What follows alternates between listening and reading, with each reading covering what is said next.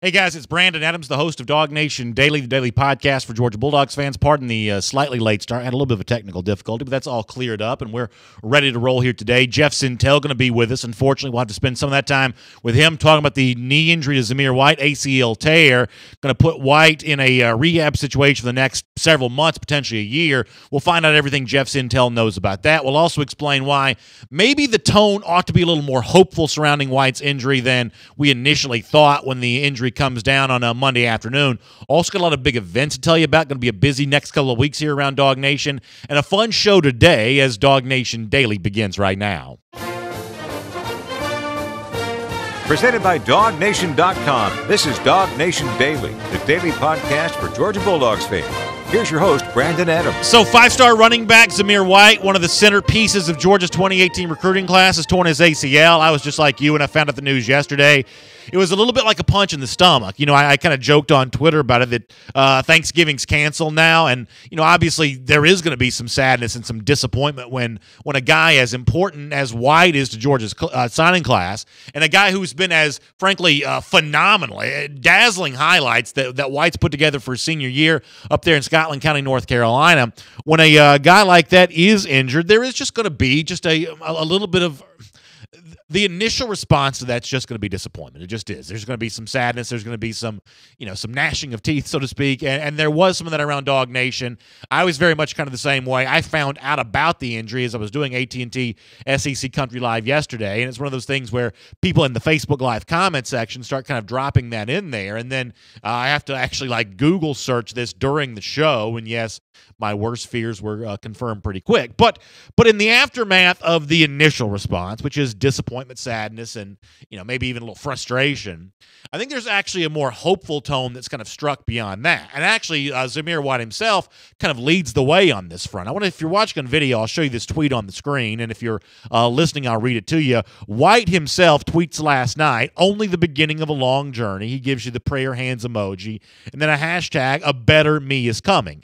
The pictures that he puts there on Twitter are him receiving his U.S. Army All-American jersey and with some close family members. So Zamir White actually kind of striking sort of a hopeful tone here and really kind of sending a promise to DawgNation that a better Zamir White is coming and that the long journey, just the beginning of the injury, and by the time that the Zamir White career at Georgia is all said and done, what happened to him at the end of his senior season of high school may be a distant memory as he goes out and puts together what's probably going to be a phenomenal career.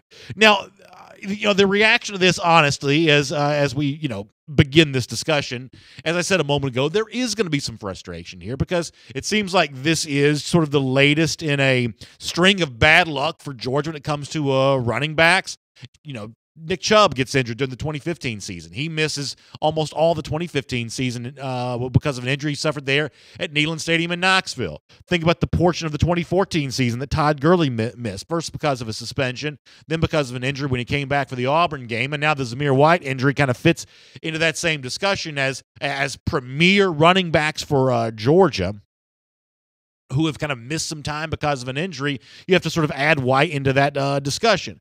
However, what is good news about the White injury, to the extent there can be some, is that when you look at Nick Chubb here in his final season at Georgia, he has fully recovered from that injury. And while the numbers may not be quite what they were for Chubb in 2014, as he showed you against Kentucky on Saturday, he is still more than capable of putting together terrific runs and showing lateral quickness and bursts of speed. And he's going to be a very attractive running back to the NFL when he goes into the draft later on this spring. And Todd Gurley in an LA Rams uniform kind of much the same way.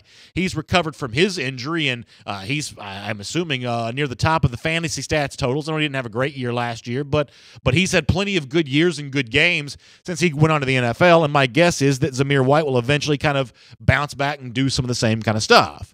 It's also worth pointing out for Georgia right now that while you want Zamir White to be a part of the class because he's going to be fun, and part of the team next season, I should say, because he's going to be fun to watch, he's going to produce highlights, he's going to do all that kind of stuff. But while he is recovering, assuming that he misses a portion of the 2018 season, and my assumption right now is he'll miss at least a portion of that season, Georgia probably has enough depth to withstand the absence of White for at least a little while. Now, the greatness of Georgia requires White eventually playing and being as good as he's advertised to be. Georgia needs a centerpiece running back, but they don't need to be saved by a running back necessarily at the start of the 2018 season. There is a collection of guys like Elijah Holyfield, and many of you have been wanting to see Holyfield get his chance. Well, 2018 may be his chance. Brian Harrion, who I'm assuming is also going to stick around and be a part of this thing next year. And when Harrion has played, he's shown himself to be a really good running back, and my guess is next year will be an opportunity for at least for a while for him to compete for some more playing time, which is to say nothing of DeAndre Swift, the freshman sensation from this year's team, who was already thought to be a part of that tandem with Zamir White next year of doing big things, and they'll be right there too. It's also a testament to the work that Dale McGee's been doing on the recruiting trail that Zamir White's not the only running back that Georgia brings in for the class of 2018. You've also got James Cook, the brother of the former Florida State sensation Dalvin Cook, who's a big-time running back, in the NFL now and set records when he was at Florida State. Well, his brother James Cook's coming to Georgia, more of a lightning to Zamir White's thunder in the running back combination. But James Cook also a guy that could be able to do some big things for Georgia eventually. So you want Zamir White. You're glad that he's still a part of the 2018 class, even if he'll spend the portion of his first year doing some rehab and some recovery work. But you feel really good about the fact that Georgia's got the depth at running back to withstand an injury to a guy like Zamir White, at least for a little while. And a lot of this actually reminds me of something that Kirby Smart said when he spoke to the media yesterday. Now, Smart was talking about Nick Chubb and Sony Michel, the tandem of running backs who've been so good for Georgia over the last 4 years.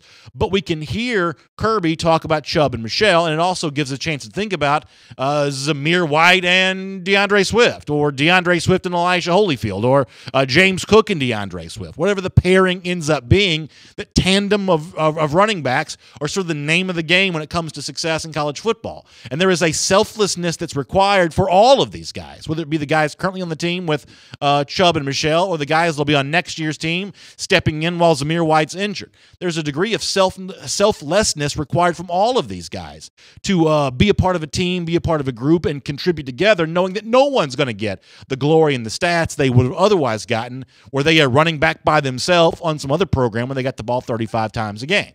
Listen to Kirby talk here about Nick Chubb and Sony Michel, and I think it does set us up for the same kind of mindset that'll be present for the 28 team with Zamir White healthy, injured, or whatever. Here's Kirby from yesterday. Certainly you feel good about either guy being in. They don't have egos. That's what the beauty of those two guys is. I mean, Sony probably could have gone anywhere in the country, just like Nick probably could have. They chose to come together, and what started as a really good rivalry has become one of the best friendships in college football. And those two guys deserve every accolade they get, if not more. And they're what college football is all about. I mean, they're unselfish. They're program guys. They represent the university the right way.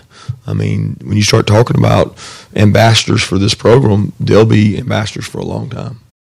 That's exactly right. And the selflessness that would allow those guys to share the glory, share the carry, share the attention is the same kind of thing that'll be in place for 2018 as well. And one of the reasons why you stockpile running backs the way that Georgia has been is for reasons just like this, because it is a position where guys get hurt, sometimes in ways that are obvious, sometimes in stranger, sort of unusual ways, like it unfolded with Zamir White over the weekend. But a presence of a large number of running backs is necessary due to the fact that some of these guys are just going to miss some time with injury. And that's really kind of the bottom line for me. In recruiting, we have a tendency sometimes to fall in love with the names. We see the highlights of a guy like Zamir White, and we say, well, I can't wait to see that guy in a Georgia uniform. That's the guy that's going to be the next Herschel Walker, or the next Todd Gurley, or the next Noshawn Marino, or whatever comparison you want to make. But while we fall in love with those names, championships in college football are actually determined by numbers. It's a large collection of really good players that you add year after year and era after era. That's what Kirby Smart's working on here. Stockpiling talent so that no one player is the difference between winning and losing a championship. And as good as Zamir White is, his injury, I don't think, will upend any success for Georgia in 2018 as well. Eventually, he'll be back healthy, and he'll be a big contributor to Georgia when he does. But while he's gone, my guess is Georgia's going to be just fine. My name is Brandon Adams. This is DawgNation Daily, the daily podcast for Georgia Bulldogs fans. Thanks so much for being with us here on the program today. It is good to have you with us. No matter how you're getting our program, whether you're watching us on video each and every morning at 10 a.m. on the DawgNation Facebook page, listening to us on the radio at noon on Athens Sports Radio 960 The Ref, or pretty much anywhere podcasts can be found. And the podcast is great because you can listen any time of the day or night, anywhere in the world, We'll post the show for you at the world-famous DawgNation.com. We'll put it up on iTunes for you, SoundCloud. It's all there for you. We're just glad you found Dawg Nation Daily today. Got some business I want to take care of here. Let me congratulate our Own the East t-shirt winner, and I'm sending out links to the show from my Twitter feed at DawgNation Daily. When you retweet those, we're collecting the names of those retweets, and we're drawing one of those out of a hat each and every day while supplies last. We're giving away one of our Own the East t-shirts. Congratulations to our winner today. Keaton Thomas is the winner of the Own the East t-shirt. So, Keaton, congratulations. We'll be in contact with you soon via Twitter to let you know how your shirt's going to be delivered to you. But congratulations, and for all of you who are sharing the podcast, the video show, however you're sharing it via my Twitter at DawgNation Daily, we really appreciate you doing that. As I said, let me take care of some business here. We've got a big event coming up next Wednesday. It's next week on Wednesday night. It's our DawgNation Marlowe's Big Game preview of the SEC Championship. We're going to be back with our friends at the Marlowe's in Brookhaven for that, 6 to 8 p.m. at the Marlowe's Tavern there in Brookhaven. Going to be a lot of fun. It's 3575 Durden Drive. We'll do the off-air, kind of behind-the-scenes conversation. We'll do the on-air broadcast on Facebook Live. And if you come wearing your Georgia colors, your red, your black, anything that the Georgia gear, you're going to get a complimentary appetizer with your entree purchase.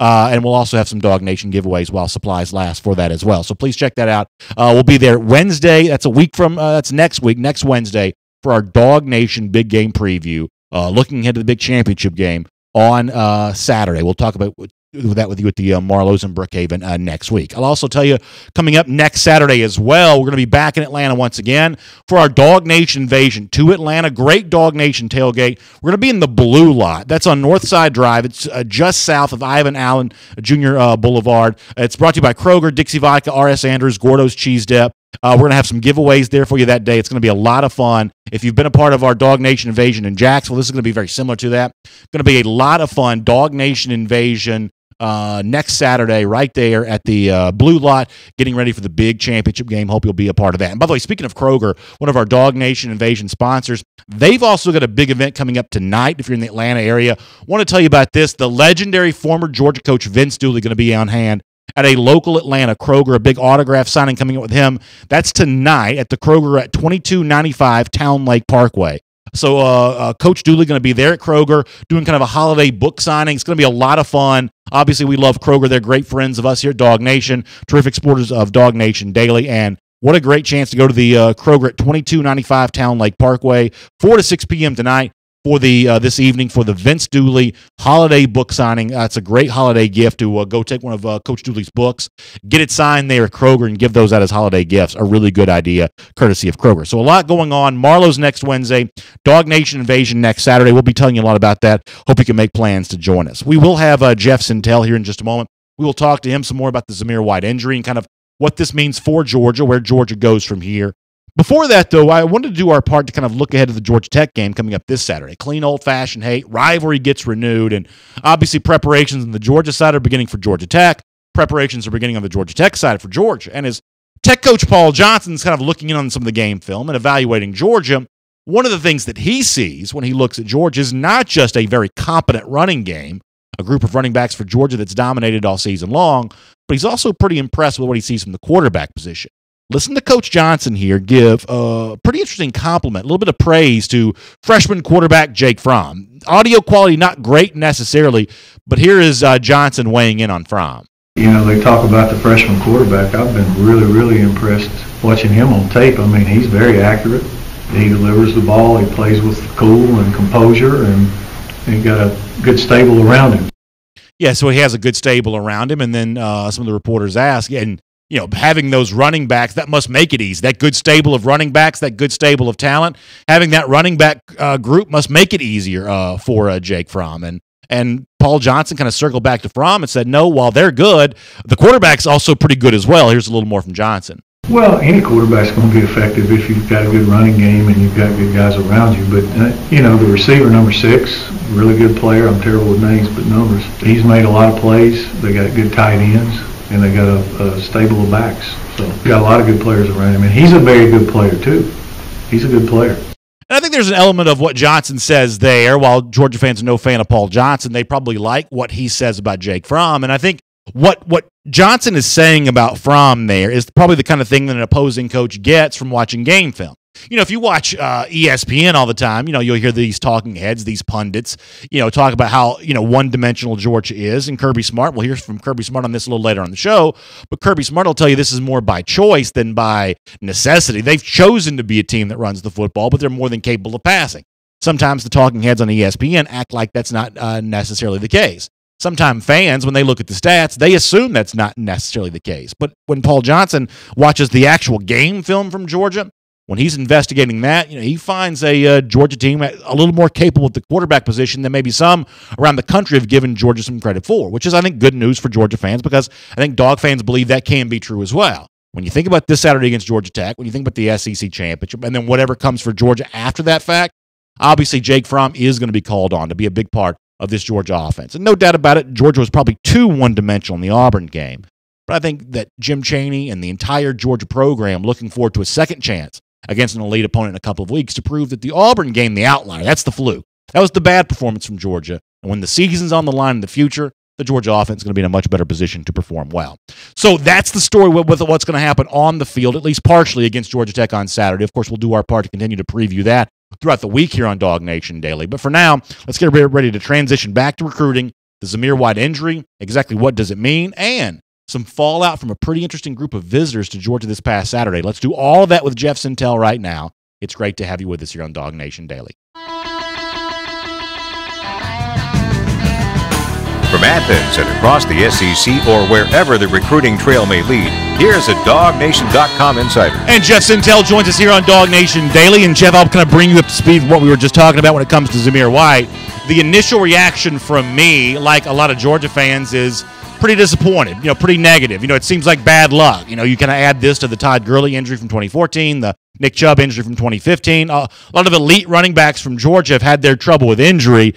But when you shake off that negativity and you see Zamir White's tweet, says he's going to come back bigger and stronger, better than ever, I think there's a more hopeful tone that does set in. White's probably eventually going to be fine, and while he's rehabbing, assuming he misses some time for the 2018 season, and I will assume that, Georgia's got the running back depth to kind of withstand his absence while he is gone. Is that your assessment of this as well, that while the news is not good, it's also not catastrophic?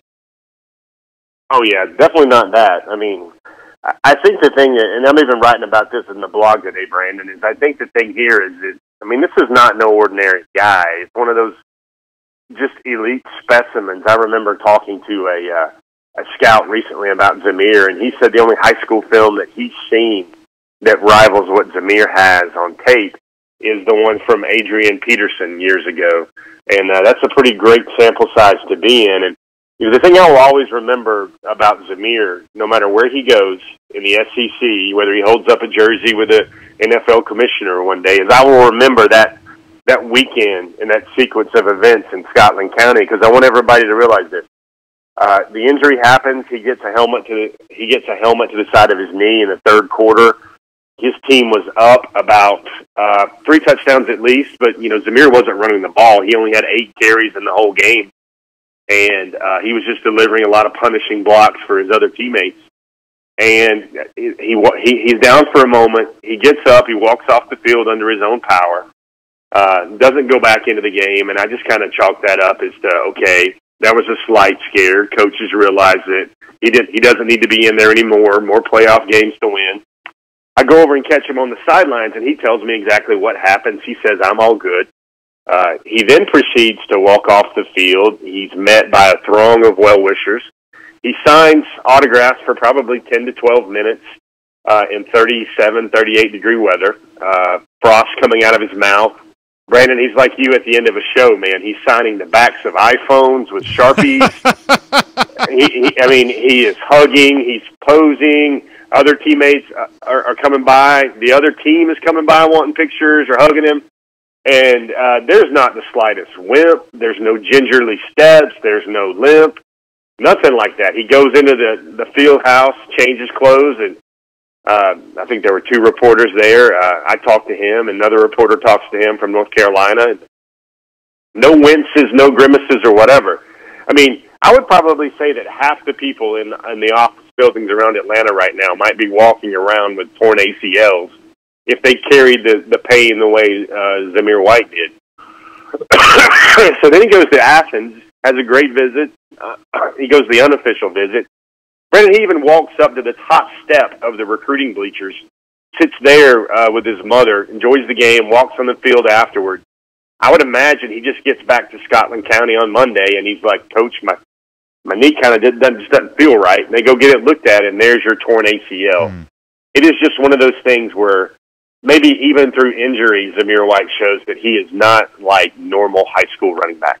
Yeah, boy, that's a really an interesting story and kind of an amazing thing to think that it would be diagnosed so late after the fact. And I guess the only like major concern I have at the moment, the only thing that would sort of give me any reason to be concerned about his recovery, his rehab, the fact that it begins while he's still in high school. And, I think that, if he's full-time at Georgia and he's going through the surgery, the recovery, the rehab process, he's got that major league level, SEC caliber staff to watch him every single day, every single night, everything that he needs. If he's going in the NFL draft, the way it was for Todd Gurley, he can, sort of spend all that big-time money on, whatever you do and kind of as you prepare for the NFL draft, get sort of funded by the agents and things like that.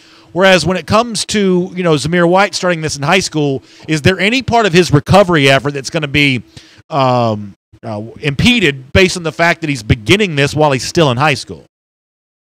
I don't think so, Brandon, because you got to remember there are really great doctors in North Carolina. I know the Andrews Clinic has a center in Charlotte as well where they do a lot of great work. This just happens, and I know the NCAA might or might not have an investigative team on this, but it just happens where somehow these elite athletes get seen by some elite five-star surgeons and orthopedists as well. Sometimes that becomes through influence, and sometimes that just becomes through the right connection. But with Zamir's, I think maybe the interesting thing now is, he's supposed to graduate and enroll early from Scotland County. So does he go to the Army All-American Bowl now and just kind of walk around as an honoree, but won't get a chance to play? Or does he maybe go ahead and move to Georgia, start working out, rehabbing with the team? I would probably lean, White comes from a very sensible family with lots of smart people in his inner circle.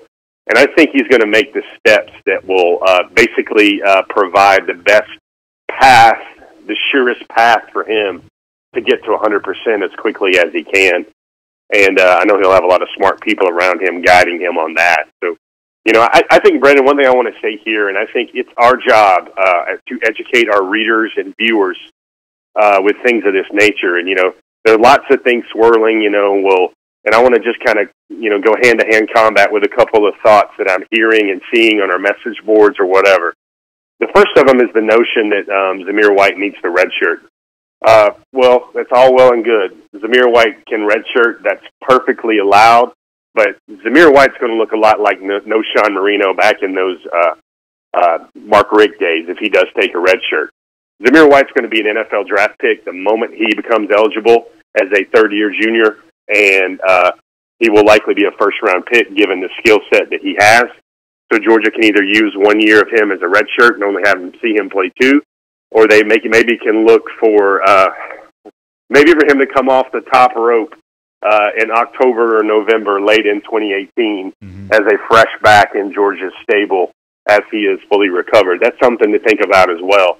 But the other thing I want to make sure folks know is I've even heard the nation, I've even seen or read the notion of the gray shirt happening, how Georgia might want to gray shirt Zamir White and maybe save a scholarship and get an extra scholarship in hand to maybe enroll Zamir in January of 2019. That is definitely what you do not want to do there, because any school in the country would take Zamir White even if he couldn't play for another year and a half, and they would take him in January. So, like your thoughts were wise counsel at the beginning of our segment here, Brandon, I think you just want to get him in Athens, getting seen and his rehab done by the proper staff.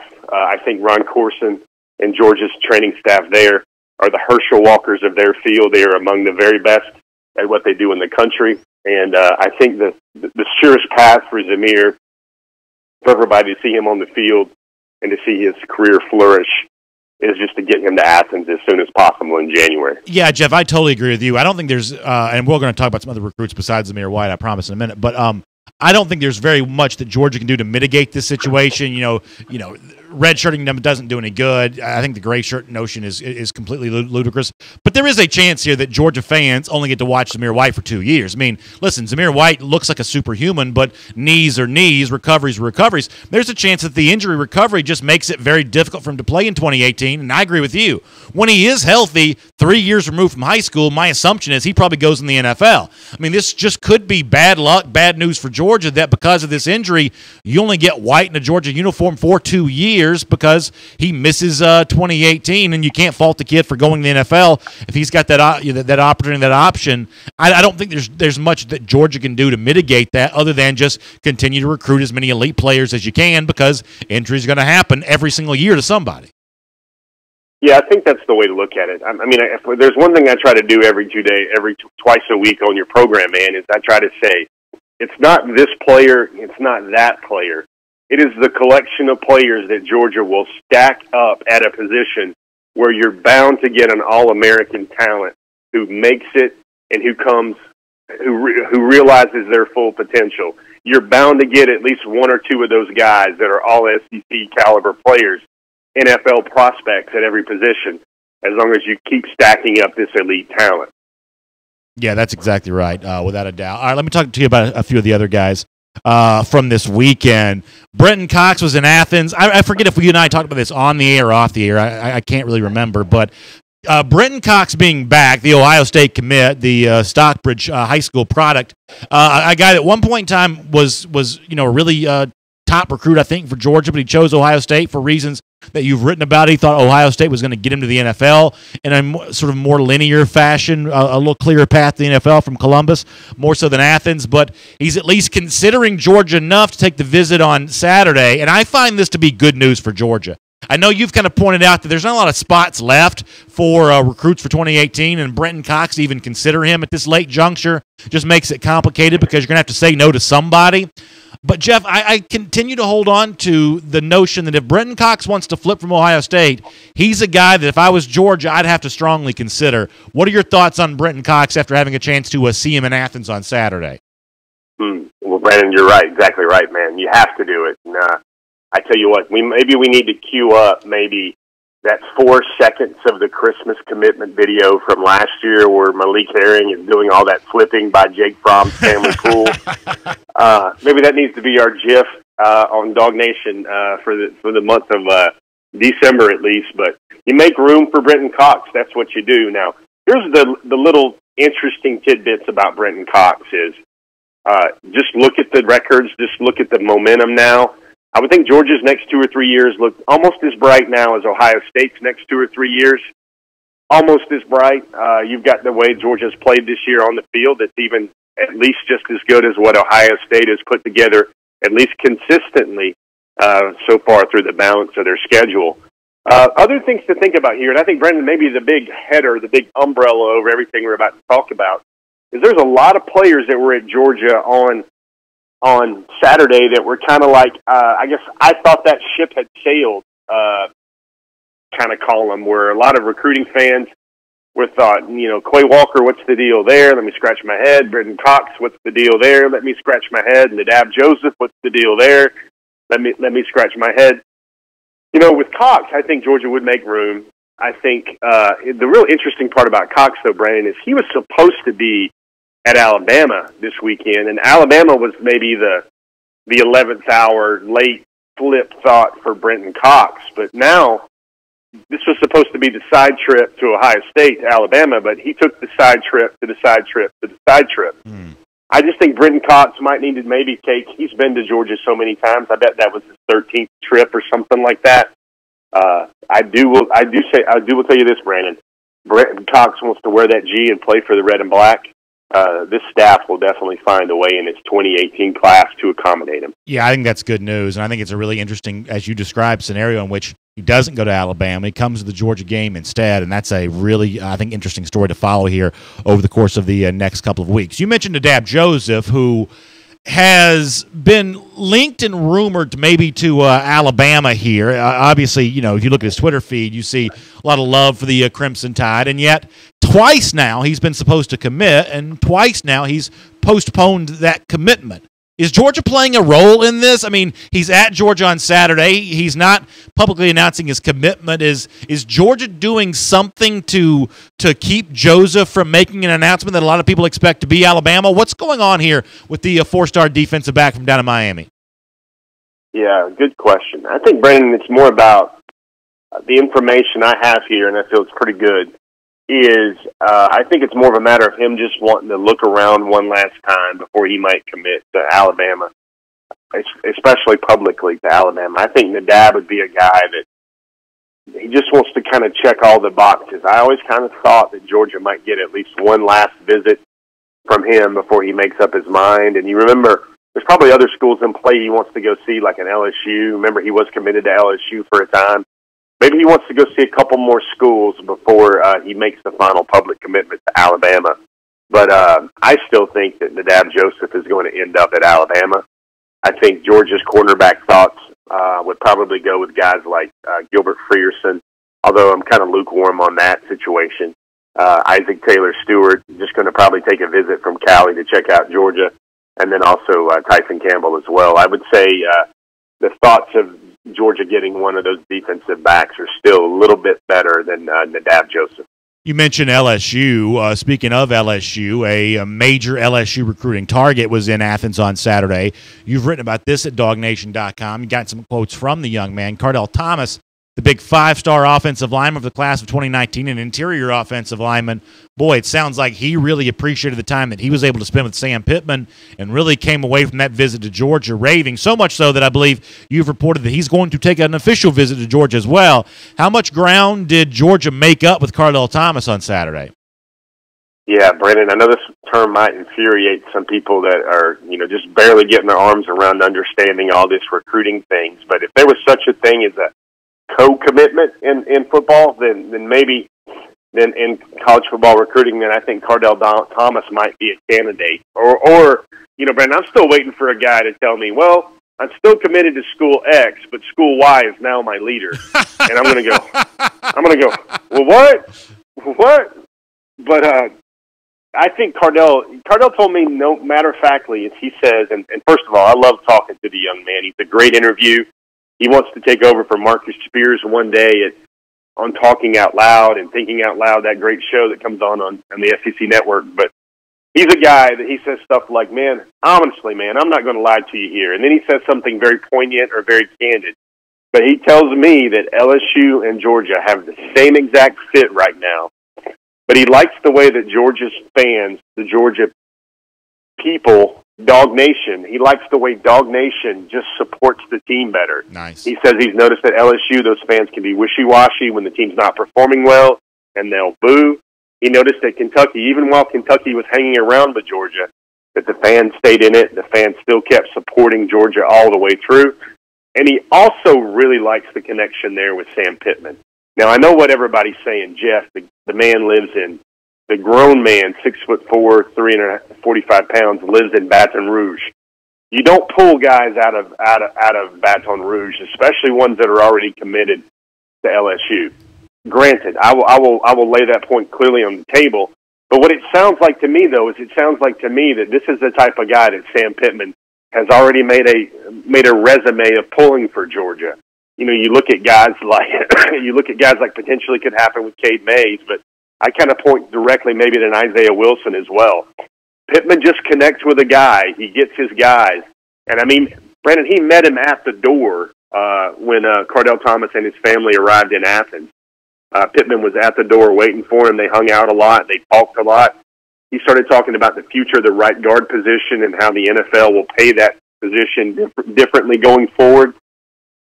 And then also, you know, Cardell likes a lot of guys at Georgia. He knows Isaiah Wilson well. He knows Kearis Jackson well. Kearis even told him, kidded him to say, man, come on, quit playing with these people and go ahead and pull that flip. like Kearis likes to do. Sure. But I just think Georgia is at least in the ring, and they've got a very good chance now with LSU because the Bulldogs and Sam Pittman, and the crowd, all of DawgNation, has clearly made an impression on this young man. Let me finish with another five-star offensive lineman, and that's Cade Mays. There's some online chatter here over the last couple of days that Mays may be trending in the direction of Clemson. What do you make about that? I mean, is Tennessee still in play here for kind of a return for Mays based on who it hires as coach? Is Clemson the leader here?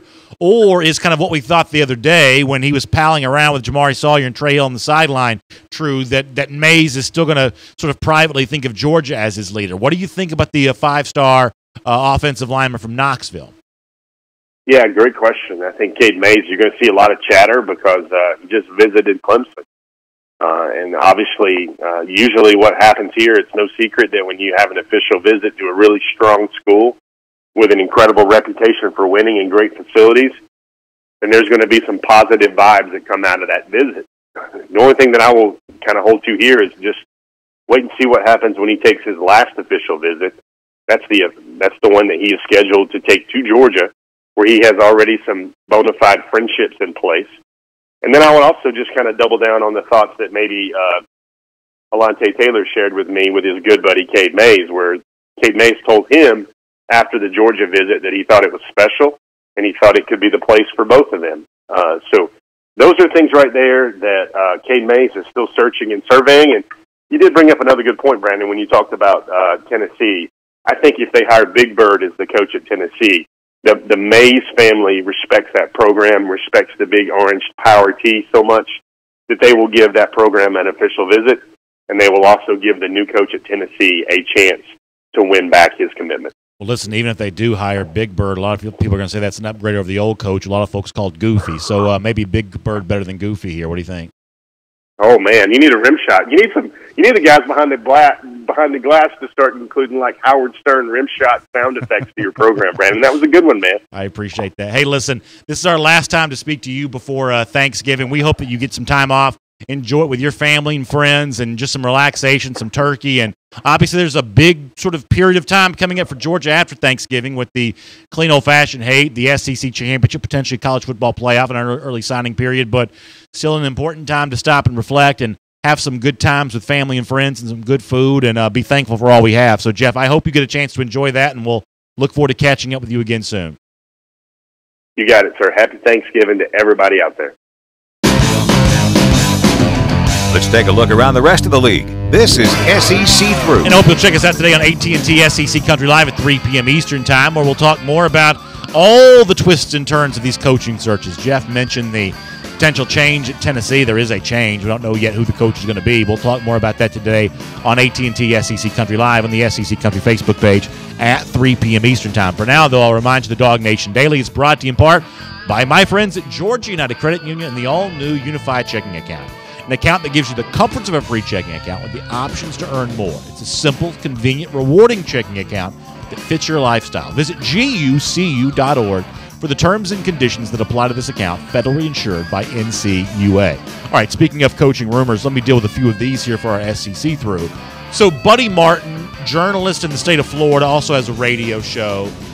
He says something kind of interesting about the scenario with Chip Kelly. One of the reasons why, if Kelly does take the Florida job, that he has not taken it yet is because there's a clause in his contract, part of his buyout with the San Francisco 49ers, the last place that Kelly worked. He was the coach in San Francisco last year. Like a lot of college jobs, kind of the same thing here is that the buy rate, I should say the buyout, is kind of prorated down, if that's a proper use of that phrase, if Kelly were to take a new job before a certain date and time.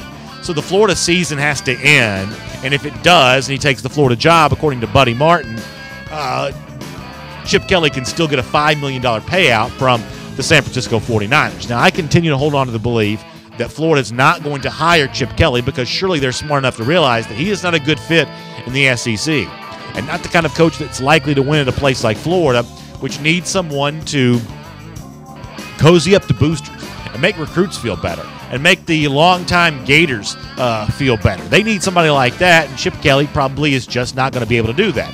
He is probably, from a Florida standpoint, a little too similar to Jim McElwain to truly come in and win over fans and boosters and everything else. Now, they like the idea of the innovative offense, but But, Kelly is just not, I believe, an SEC-style personality. So I assume that this is all a big ruse by Florida. But the more the stuff goes on, including the flight up to New Hampshire, if they are trying to trick us, they are going a long way to do it. So we'll kind of see how that plays out. Falcons beat the Seahawks last night on Monday Night Football. We don't talk NFL on this show, so I know you don't care about that. But Sean McDonough, one of the broadcasters on the game last night with John Gruden, the game was in Seattle. He had done a radio interview in Seattle on Monday to preview the game, and they obviously asked him about John Gruden. McDonough, his partner, they've only worked together for a year here, so how good of a friends could they possibly be? I don't know. But McDonough says that he doesn't think that John Gruden's going to take the Tennessee job.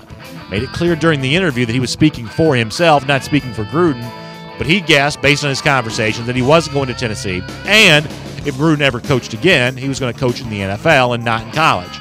I don't know what you sort of read into this, but I continue to say the same thing. That if Tennessee knows it's not hiring John Gruden, it's doing itself a disservice by not shutting down these rumors, by allowing them to fester, and as SB Nation reported over the weekend, taking a meeting with Gruden just to sort of satisfy and placate Vols boosters who are enamored with him. All of this, I believe, is only setting up Tennessee to lose the PR battle when it eventually does hire a coach. Because when it comes to the celebrity status of John Gruden, if that's what's attractive to some Tennessee fans, any coach that the Vols hire, by comparison, is going to be a failure because he's going to be less of a celebrity than what John Gruden is. I don't believe that John Gruden would be a very good coach at Tennessee either, but I think the Tennessee AD, John Curry, would do himself a favor by just sort of publicly pointing the discussion in another direction. Speaking of that, FootballScoop.com suggests that David Cutcliffe, the Duke coach, is still a viable candidate for the Tennessee job. And on the heels of that, what Mike Griffith writes at SECCountry.com about Cutcliffe makes some sense here as well. That Philip Fulmer has some sway on this decision, and Cutcliffe was Fulmer's offensive coordinator. Peyton Manning has some sway on this, and Cutcliffe and Manning have a good relationship. Manning was the quarterback when Cutcliffe was OC, and when David Cutcliffe was Ole Miss head coach, Eli Manning played for him there. So obviously if Manning and Fulmer are influential voices in this coaching discussion, they're obviously going to look favorably on a guy that they're friends with and have respect when it comes to his football knowledge.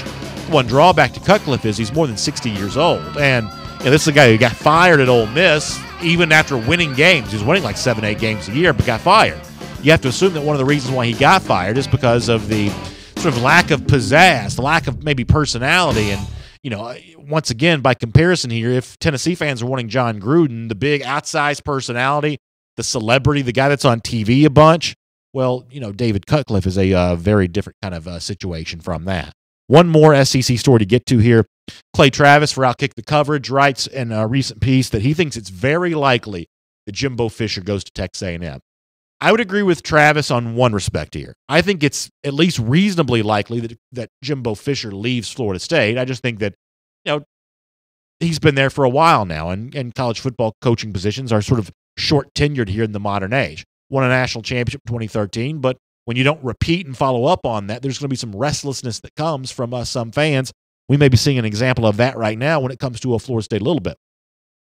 The one place where I might disagree with Clay Travis, though, is while I think it's possibly likely he leaves Florida State, I think Jimbo Fisher may be waiting around to find out, does Gus Malzahn leave Auburn? And if Malzahn leaves Auburn and goes to Arkansas, I think Jimbo maybe would view the Auburn situation as a place a little more attractive, the kind of place where he might could step in and maybe have more immediate resources to have success. Maybe he has some influence on who Auburn hires as an athletic director, which obviously he might like. We know that's one of the things that Malzahn likes about the Arkansas job potentially, is the fact that they also have an open AD position that he's potentially looking to try to help fill. So maybe Jimbo Fisher's thinking the same thing about Auburn. It could be a wild, wild month of December with all these coaching rumors actually coming to fruition. Some guys taking new jobs, some guys staying put, but a lot of drama between now and then for sure, and we'll make that your SEC through. And as I said, we'll talk more about that today on AT&T SEC Country Live as well. But for now, though, here on DawgNation Daily, I want to go back to a subject that we've actually talked about the last couple of days here on the program. It actually kind of ties in to what Paul Johnson was saying about Jake Fromm earlier in the show. Johnson, the tech coach, says, hey, we love Jake Fromm. We think he's a great quarterback. We think he's a guy that's not only good because of all he has around him, but he's good in his own right. And I believe that's true as well. And it leads some Georgia fans to wonder, well, if that's the case, then why isn't Georgia using its passing offense a little bit? Why is Georgia so imbalanced in favor of the run compared to the pass, especially on Saturday against Kentucky, coming off of the Auburn loss in which Georgia probably did become a little too one-dimensional? Georgia very content in the early going of the Auburn game on Saturday to run almost exclusively on first down. Didn't open up the passing game until really later on in the game. When it did do that, it put the Wildcats on ice. But the game certainly started on Saturday conservative, kind of the way that had been during the Auburn game. We know how that turned out. Well, Kirby Smart on Monday was asked, are you worried that you run the ball too much? Are you worried that you pass the ball too little? And can you win a championship with this ratio of run to pass? I believe it's about 70-30. Here was Kirby Smart's answer. I think that each game is different. I think each opponent's different. I think that you have a base foundation of balance, and balance is what we want. Some of our imbalance this year has been indicated by the games, the scores. You know, if you take one-score games and you do the ratio run to pass, it's not going to be the same as the games that we've had leads and we're running the clock out. There's a distinct difference in those. So to be able to win a championship, you got to have balance. And we continue to improve on our balance, our ability to throw the ball down the field, our ability to open things up. But if we open things up and threw the ball down the field, I would beg to question what we're doing with 27-1 the rest of the time. Yeah, listen, I think what Kirby Smart says there is partially true. Georgia has played a lot of blowout games this season, and the ratio of run plays to pass plays is going to look a little different given the fact that you're not going to throw the ball that much in games in which you have big leads. And in most of the fourth quarters of Georgia's SEC games, it's had very big leads this year. One thing, though, that you just can't avoid in a conversation like this, and here's the thing that just sort of generates some frustration among some Georgia fans is, yeah, but the one game you lost, there just wasn't enough going on offensively. It seemed like Georgia just was getting stuck in third and long too much and putting Fromm in a terrible position where he knew the Auburn pass rush was going to be beating down his neck, and there was very little he could do at that point in time. Could there have been a little more imaginative play calling early in that game that kind of took some pressure off Fromm on third down and took some pressure off the Georgia running game to carry the entire load against what I think of as an elite opponent in Auburn in its own stadium there in Jordan-Hare? And as we've been saying, there is an element of this discussion that just can't be answered right now. Couldn't be answered against Kentucky. Can't be answered against Georgia Tech. Georgia needs to play better offensively, needs to win that game against the in-state rival. But is Georgia too imbalanced? Ultimately, the answer to that won't come until the SEC championship and beyond. Georgia fans certainly hope that Georgia's ready to pass the test the next time. It did not pass when it traveled to Auburn 2 weeks ago. All right, let's get ready to wrap up today's program. We'll do so with a couple different things here. First of all, Tech on Saturday, clean old-fashioned hate. We're thinking about that, but we're also thinking about the cocktail party next October as well because we count it down every single day. 340 days from right now, Georgia goes back to Florida, gets a win over the Gators. It's our Gator Hater Countdown. Also, continue to share the show. Retweet from me my links to the show, both audio and video. We'll draw a name from the retweets. We'll give away another Own the East t-shirt tomorrow. We'll continue to do that kind of while supplies last. And if you have one, we'll let you know here soon how you can pick up your Own the East t-shirt. So stay tuned for some information on that. Let me also give you a couple quick programming notes here. It is Thanksgiving on Thursday. We'll be audio only for our show on Thursday. We'll pre-tape an episode of the program just for the podcast. So if you normally watch on video, great time to listen on Thursday. We will be back live, though, on Friday on both video and podcast form. So check us out then and have a great day. We'll see you tomorrow on DawgNation Daily. And for those of you with us right now, we've got some time for some comments here. We'll try to get as many in as we possibly can. Thanks for being with us here on the program today. Gary and Christian Golisano says about redshirting Zamir White. Look at Sean Deion Hamilton. Rushed him back and re-injured his tear. Even in our own backfield, Chubb wasn't the same following a senior year. So this is Gary and Christian kind of arguing for the notion that that maybe Zamir White should be redshirted. Look, I don't think that Georgia should in any way rush back Zamir White. I mean, this notion that you've got to get him back as quickly as possible, I do think that puts his future in jeopardy a little bit, and I don't think you want to do that. A, because you don't want to do wrong by Zamir White, and B, you don't want the negative recruiting that comes your way if you don't take care of an injured running back who's got the potential NFL future that that Zamir White has. So I think you got to be really careful with that. I agree with you on that point. I also think there's a chasm in between. He's not ready for like the first 10 or 11 games, and he completely redshirts the entire season. I really don't think, and Jeff Sintel talked about this a moment ago, I really don't think that you gain much by redshirting Zamir White, because you're probably, if he's as good as we think he can be, he's only going to be here for 3 years. So whether he's injured and doesn't play or redshirted and doesn't play, it's not like you buy more time for Zamir in a Georgia uniform. I mean, Noshawn Marino redshirted in 2006, left Georgia after 2008. If White's is as good as we think he is, and that's what you hope he is, you hope he is that good, then he would probably leave after his junior year too. Now, as far as your point about Nick Chubb goes, I will admit that that's also a concern for me. That while Chubb is doing a great job here this season, is he quite as explosive as he was in 2014? Maybe not. I mean, maybe not fully 100% the same guy he was then, when so many of his yards in that first freshman season came on long runs. Seems like you don't have quite as much of that from Chubb this year. I'm not enough of a medical expert to tell you the difference. I'm really probably even not enough of a football expert to tell you the difference, but it certainly seems like that's partially the case here.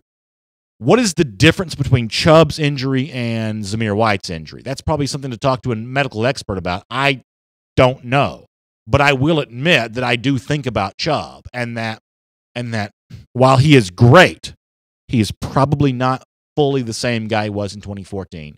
What does that mean for Zamir White? Maybe nothing. I just don't know. That's a great point. Mickey Brady says, we've got to utilize our tight ends. I think we'll be more productive at the passing game. What do you think?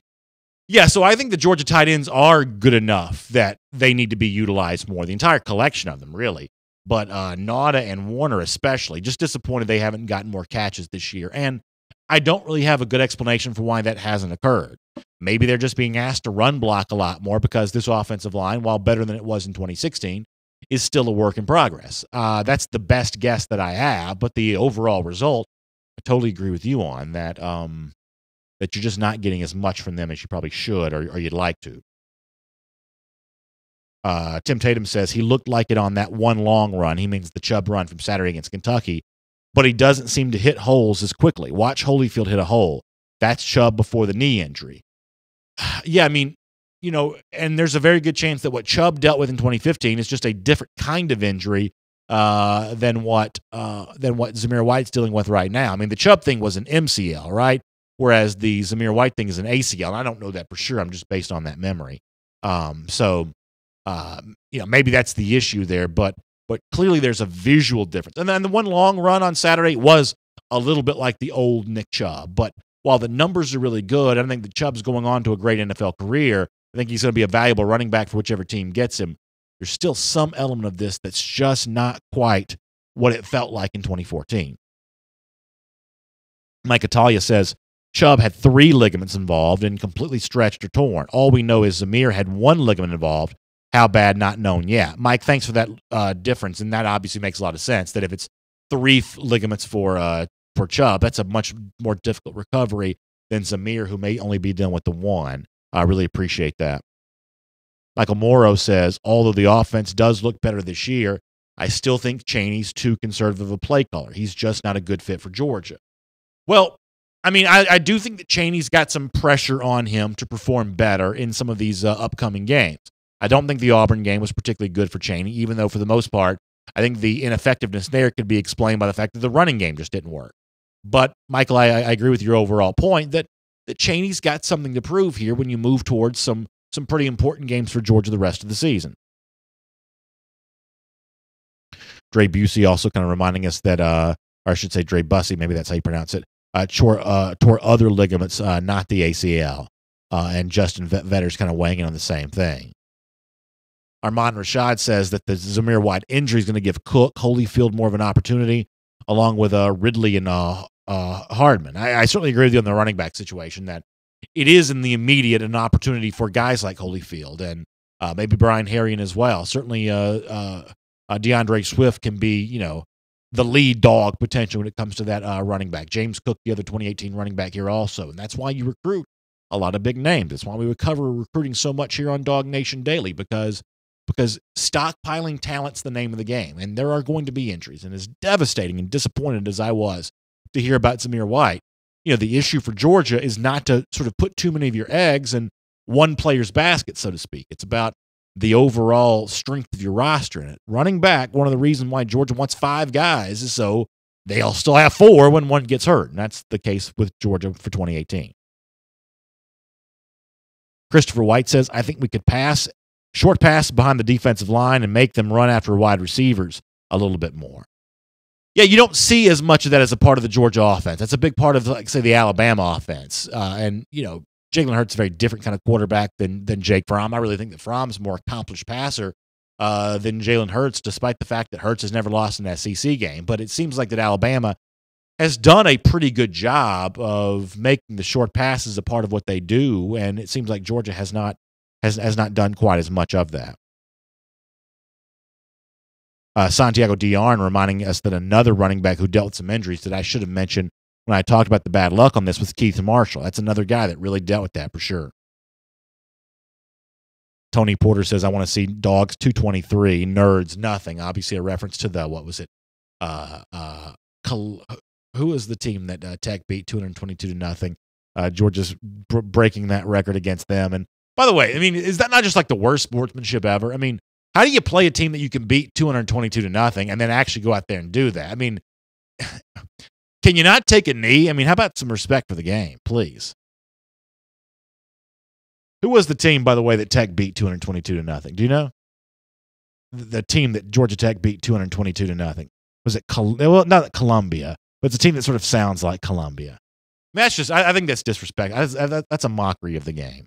Cumberland. Thank you, Max McDonald. Cumberland. Yeah, Cumberland's a mall. I mean, how you playing Cumberland to begin with? Yeah, Rick Martin, 222-0 against Cumberland. I think that's just disrespectful to the game. Yeah, absolutely. All right, we'll take a few more of the comments here. Al Clement says, if Eason comes in Saturday, do you think Chaney will allow him to throw the ball? What's up with that? I mean, I think that, Eason was probably in this past Saturday to kind of make way for Bryce Ramsey to come in and finish the game. They didn't want to put Ramsey in ahead of Eason, but they didn't really need Eason to kind of come in and do anything. I mean, at this point in time, Eason's the backup quarterback, and he's the backup, I believe, for a reason. I think that Fromm is just a better player. And I don't mean that to disrespect Jacob Eason. I think Jacob Eason's got some tough choices to make at the end of the season, and it's not obvious what he should do. Even though it probably seems obvious that he should transfer to some, there's some drawbacks to transferring here. We'll probably talk more about that when we kind of get to that point in the year. But most backup quarterbacks, when they come in with a big lead, they don't do a lot of passing. And I think in Eason's case, it's probably the same kind of thing. I mean, if Fromm were to get hurt, I think Georgia should feel really fortunate that it's got a very capable backup. But there is no quarterback controversy, and there's really no need to showcase what Jacob Eason can do right now because we know what Fromm's capable of doing. And listen, it's just bad luck for Eason. He also dealt with an injury that took him off the field, and a guy came in and played better while he was gone. It's not really fair to either quarterback, to take Fromm off the field once he's playing well, or to not put Eason back in the game when he only left because of injury. But coaches are forced to make tough choices, and in this case, I do think that Kirby made the right choice. Scott Barman says, Eason's not going to transfer. Yeah, listen, the issue with the Eason transfer, and one of the reasons why I think it's not quite as cut and dry as maybe some people think it might, is he's also a guy that wants to go to the NFL after his third year removed from high school. That means that's next year. If he were at Georgia and the starting quarterback next season, if all things go well, he probably would move on to the NFL for the 2019 draft. But can you go in the 2019 draft if you haven't played anywhere? And if he goes to like a major like FBS school, he'd have to sit out the year. He can also go to the FCS, but does Eason really want to do that? I mean, what if you go down there and you don't play well for whatever reason? You don't click with the offensive coordinator the way that you think you're going to?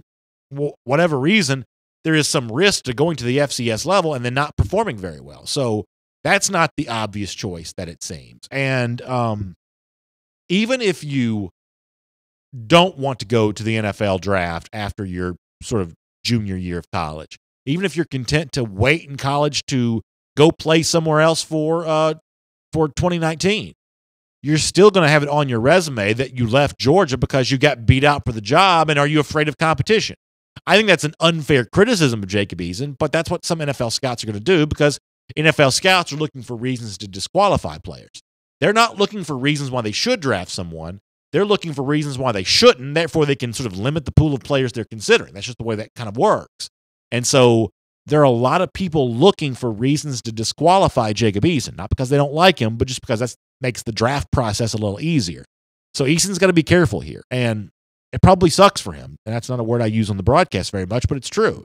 It's probably really, really disappointing for him that that he's going to be judged negatively if he transfers. But some people are going to judge him that way.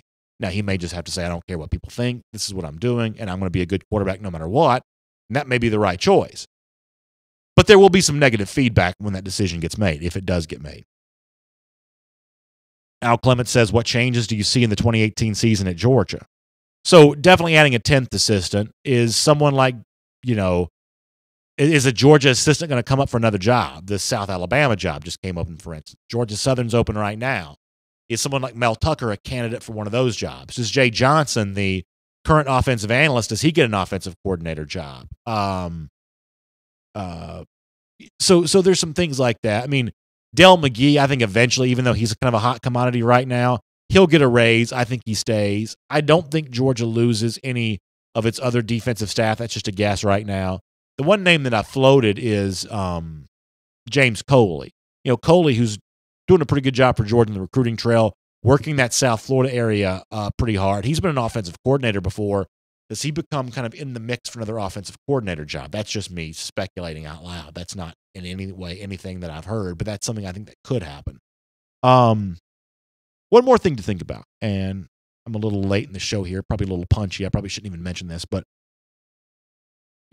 Brett Bielema is going to get fired from Arkansas, almost for sure.